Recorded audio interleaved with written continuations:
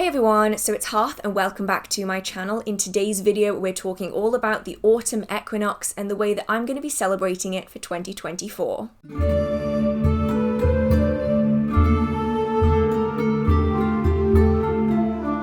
Of all the Sabbats we've had so far this year, this is the only one where the weather seems to line up with the Sabbat. It's just been one of those strange years where the energy just hasn't felt quite right, but this year, when we went from August to September, like that, all of a sudden, it was autumn. Now, normally I'm a summer girl. I love the heat, I love the warmth, I am like a lizard. If I am not warm, I am not happy. But this summer, we didn't really have a summer. We had like spring that went on for way too long, and then a little tiny bit of summer, and then we're into autumn. So I'm really trying to make the most of autumn this year by doing a lot of things to honor and celebrate the changing of the seasons, and specifically the equinox. Now, as always, I kicked off this Sabbat by setting up my Sabbat altar. This is something that I find to be really significant in my practice. It allows me to keep track of the seasons even when I'm struggling to get outside into nature, and so it's a really big part of my celebrations.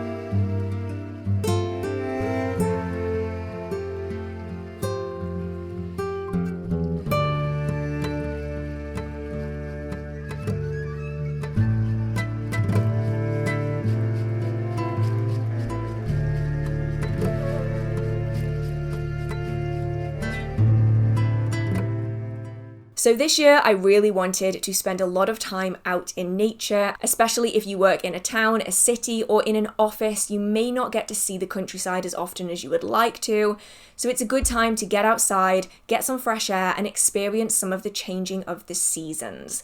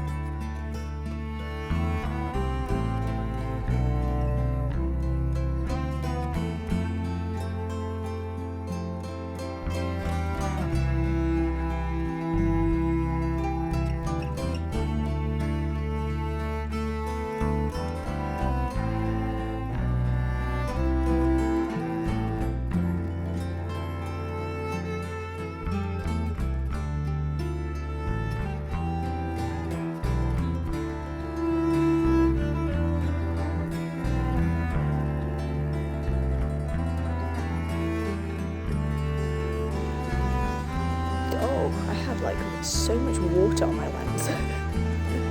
That's okay, it's fine. So classic English weather. It is wet. Not just a little wet, it is wet. And my coat is just absorbing all of the moisture. I do technically have an umbrella, but I don't like using umbrellas. I don't think many English people do. Yeah, it's wet.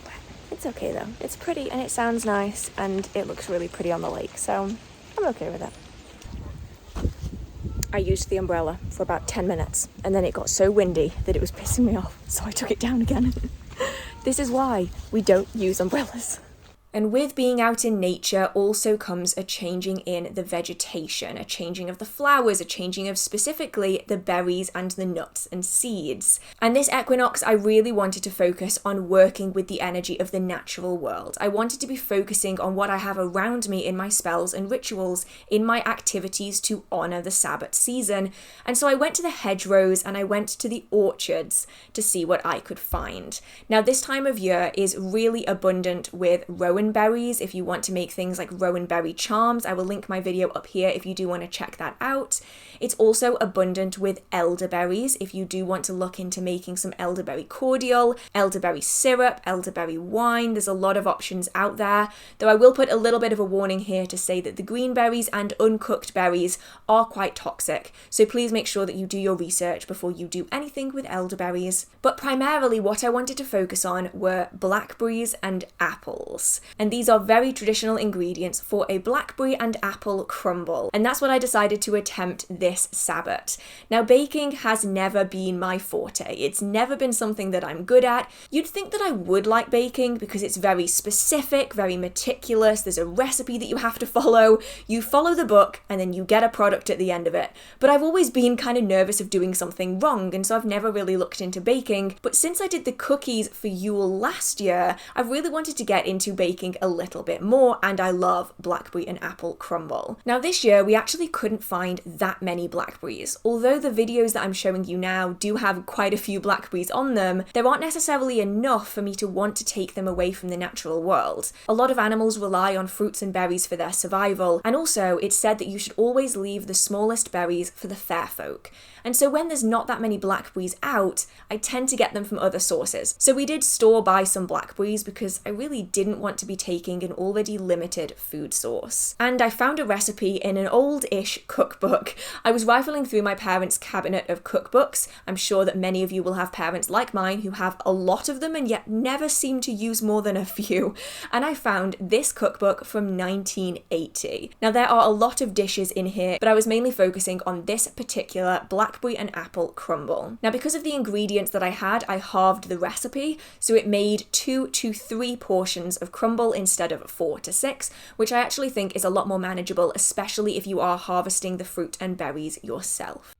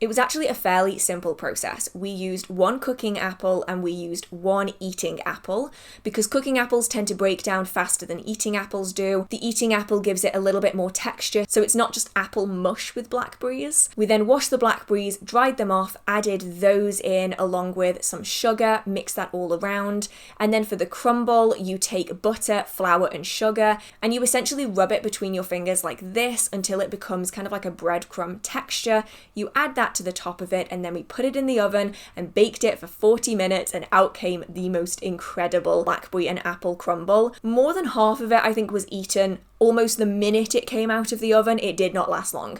I then took a portion away with me and ended up eating that before the end of the night. So the entirety of the crumble is gone. It disappeared in less than a day. It did not take long, honestly, just a few hours, and the entire thing was gone. And it's something I'm definitely going to do again. I'm really wanting to get into eating more seasonally. That's something that I think is going to be really significant in allowing me to track the seasons a little bit better. Now, of course, I do make videos on the changing of the seasons, and so I do notice it perhaps a little bit more than the average person does, but I still don't necessarily feel all that connected to it. And so by eating seasonally, I'm hoping to more deeply connect with the Sabbats and just the changing of the natural world in general. And that isn't going to be a constant thing for me. It's probably just going to be a few seasonal snacks here or there, some seasonal dishes with some seasonal food. But I'm really looking forward to giving that a go, especially when I can get to farm shops. I think that's going to be incredible to actually get the produce from the farm shops. I think that's just going to allow me to eat way more seasonally, way more easily. Now, of course, alongside blackberries, you also do have sloes. These are actually blackthorn berries. So if you ever want to work with the blackthorn, you can have yourself a glass of sloe gin because that is made of sloe berries from the blackthorn. This can also be used in offerings and things like that. But the big one for this time of year are apples. Now, Mabon is the festival of apples. It is the apple orchard season, especially in locations that are very cider focused. So this is usually the West Country of England.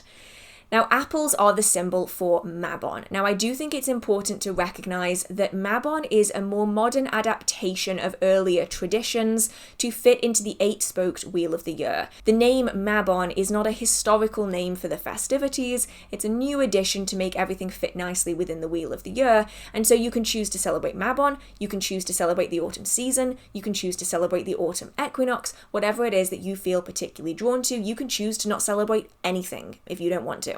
But specifically Mabon is associated with apples, and so I had to do a few things related to the apple because it is one of my favourite trees to work with. Now, up first, I'm going to be drying some apple slices. Now, I use apple slices fairly regularly actually in my practice. I never really thought about it until I went to my jar of apple slices and realised that I have like 1.5 slices left, and that just will not do. And so I figured now is the perfect time of year to be replenishing my stock. So I have 2 eating apples. These apples have been washed and dried, and then I'm chopping them into thin slices. Now, I'm cutting these through the core of the apple, and that is because when you do this, you get this most amazing 5-pointed star in the middle. Some may describe it even as a pentagram. Now, apples are very closely associated with witchcraft and magic. They're associated with fertility and love spells, divination, protection, abundance, fertility. I'm not sure if I said any of those twice, but either way, it's very good for all of these prosperous, abundant energies. And the fact that it then also has a pentagram in the center of it makes it increasingly potent. I'm then laying them out in my dehydrator. It's on about 40 degrees, and I'm going to leave it running for a good few hours, maybe 5-6 hours, check on it, and then I can adjust the temperature and the time accordingly. My entire house, though, does now smell like cooking apples. I'm not technically cooking them, I'm just warming them through very gently and very slowly, but dehydrators do make your entire house smell like whatever it is that you are dehydrating, so make sure that what you're dehydrating is safe to do and also doesn't smell awful, or your entire house is going to smell like whatever it is that you are drying out. Now, when these are done, I'm going to be storing them in a jar, and then I can use them for many different kinds of workings. I primarily use them in workings for abundance. So that could be an abundance of love, an abundance of luck, an abundance of money, an abundance of protection. This kind of highly abundant, fertile energy can be adapted into so many different intentions, and that's that's probably why I go through apples quite quickly, because I will use the apples as slices in candle working. So I will place a candle on top of the apple slice in a candle holder to act as additional intention. You could also cut the center out of a slice of the apple and then pass the candle through it, so it's kind of sitting around that candle and then burning it down. That way, I will also cut them up, usually with a set of scissors, because apple, when they've dried, tend to go a little bit gummy. It's not super easy to chop with a knife, so I will typically use a pair of scissors to chop it up into small pieces if I do want to use it in other styles of workings, such as incenses, herbal blends, things like that. You can also use dried apple in tea. Just make sure that you are drying it thoroughly to preserve it as best as you can, storing it in an airtight container in a cool, dry environment, and then using it fairly quickly. Now, this is not the only way that I'm going to be using apples this Sabbat. There's a particular working that I wanted to do that revolves around the energy of the apple. Now, for this working, I actually chopped off the top of one of the apples that I was cutting to make the dried apple slices, and I've cut a circular hole in the top of that apple. The idea here is that that is now a stable and secure candle holder so that I can use it within a candle ritual. Now, as mentioned, apples are associated with all of this highly abundant fertile energy. That's really what I want to be focusing on. So with this working, I'm going to be carving the things that I would like to manifest into the surface of that apple. Now, for this, I'm going to be using an awl. You can use a sewing needle, you can use a toothpick, you can use a knife, whatever it is that you have access to, just make sure that you are being safe. Now, these are the general intentions that we want to be working with, the aspects of that apple's energy that we really want to be focusing in on. Now, this is actually a really special candle for me. This is a honey-infused candle. I actually got this while I was in Gibraltar back in 2016, 2017, have been saving it for a special occasion. I feel like now is about the time to be using it. If you don't have a candle like this though, because honey is associated with, once again, that abundant, fertile, prosperous energy, you can be using just a coloured candle that associates with your intention, or a white candle. On this candle, I'm going to be carving in my intention. These are the very specific things that I want to be manifesting. So this is not just fertility. This is not just love. This is not just prosperity. This is the real detailed aspect of what it is that you want to be manifesting. You can write a lot, you can write a little. The idea here is that you are targeting that working to something in particular rather than just a general topic. Once that is done, I am then anointing it with an apple oil. This is an apple oil that is infused into a base oil at a concentration that allows me to actually touch and handle it. I'm going to be dressing the candle from the top to the bottom to help attract in and draw all of that energy. If you don't have an apple oil, you can use one that associates with your intention. You'll have noticed that most of my workings can be highly adapted, and so feel free to adapt, change things around, see what works, see what doesn't, and make the working your own. For me, I am using apple oil because it resonates with the energy of the working and also the Mabon season that I want to be working with. Now, I am using a plate for this working because I don't want the wax to go everywhere, and also I don't want the apple juice to be soaking into my beautiful wooden cabinet. But underneath this plate, I have placed a card. This card resonates with the intention that I'm wanting to manifest. So you could use a tag lock, you could use a tarot card, an oracle card, you could use a particular item, say for instance a birthday card that's very significant to you, a business card if you're doing this for financial gain, lots of different options there. I'm using an oracle card that really resonates with my intention that is placed underneath the candle and the plate and everything else in this working. It's kind of the bottom layer to that working. All of the items are then energetically linked together, and then I am lighting that candle thinking of my intention. Now, I'm not going to allow this candle to burn down unattended, so anytime that I leave, I'm snuffing out that candle and then I'm relighting it again with the same intention until eventually that candle will be completely burned down, the remains of which can then be placed in a compost or food waste bin. It can also be buried to help manifest that working further or to return the energy to the earth. Now, any of the apple seeds that you have, you can actually gather them together. They have strong protective qualities. So if you are making any kind of protection-based working, a protection bag, a protection jar, a witch's bottle, you can add those in for additional protective properties. But now is a really useful time of year to be doing these kind of prosperity prosperity, abundance workings, because it is a harvest festival. And it's not just a harvest festival, but it's a harvest time of year. We're seeing the pumpkins in the fields ready for Samhain, we're getting the corn, we're getting the apples, we're getting lots and lots of vegetables. And so now really is that time to be bringing about financial abundance and prosperity in all areas of your life. And then lastly, for the Sabbath season, I'm doing some divination. This is the Wheel of the Year Tarot. It's the one that I use the most in my divination for Sabbats. And that's because I find that the energy of the cards really resonates with the Wheel of the Year. I guess that's why they called it what they did. Now, I really enjoy doing this because it allows me to read for the season ahead, but not so far ahead that things can get a little bit cloudy. It means that I kind of know what to expect, but things can still change. It's not so far ahead, though, that I'm almost guaranteed that everything will change. I find it to be a really useful time period to be doing readings for, and it's a great way of getting your practice in if you do want to be doing larger spreads and readings. Now, if I was doing this for myself, this reading would not look like this. There would be cards everywhere. My readings for myself and for people that I do readings for, I do not have public readings open, I'm afraid, at the moment, but just for the people in my own life that I do readings for, I will be reading for like an hour and a half, and there are cards everywhere, and I've reshuffled that deck like 3 times, and it's just going bonkers. Like, cards are flying everywhere, they're on the floor, they're on the table, they're on my lap, they're just everywhere. Whereas when I do these readings, I tend to keep them short and concise. These might represent archetypes or things that are significant that might be coming up in your life, or things that you might want to look into at this time of year. So that is my witchy autumn equinox, the things that I'm doing this Sabbath to celebrate. Now, of course, there probably will be other things that I end up doing. I am putting these together in kind of a concise way for the purpose of a video, but this is generally the stuff that I would be doing around this time of year, the energy that I want to be focusing on, the styles of practice that I want to follow, even pushing the boat out and trying new things. Now, of course, you can try on all manner of different things. You can decorate your entire house for the Sabbath, you can wear the colours of the Sabbath, you can listen to the music, you can burn the incense, you can do all of the stuff, you can have a feast, a celebration, you can go to a bonfire. All of this stuff is amazing to do. But I think it's also important to remember that you don't have to do anything. Your celebrations can be really small, they can be really personal, they can be really large and with a group, with a coven, with an entire festival if you like. But the important thing is that your celebrations feel good to you. So I would love to know what you are doing to celebrate the autumn equinox or the Mabon season if that is what you choose to celebrate instead. Do let me know down in the comment section. If you do enjoy this content, feel free to give it a like. It really means a lot to me. If you have any questions, comments, concerns, video ideas, or just want to chit chat with the community, feel free to post it down in the comment section. And if you do enjoy the magical content on this channel or in this video, feel free to hit subscribe. I try to post magical content every single week. So with that being said, I hope you're staying safe. I hope you have a marvelous magical day. I hope you have an amazing autumn equinox, and I will see you in the next video. Bye!